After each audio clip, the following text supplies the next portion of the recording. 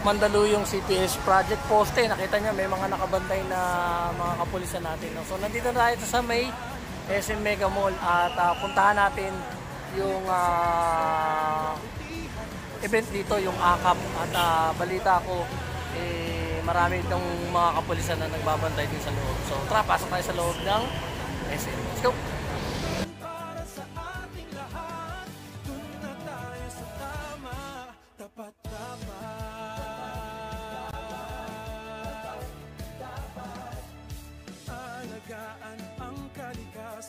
Babantayan ng ating kalusugan, uunahin ng gawa bago ang salita, kagabi ng katotohanan, ang mali ay kalaban.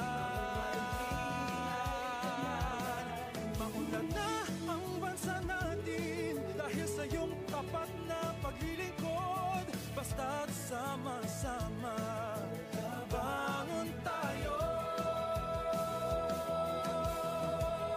Dapat laging maaasahan at hindi ka iiwan. Dapat likas sa puso ang kabutihan, pagsisilbihan ang inang bayan, may paninindigan at takot sa Diyos, karapatan.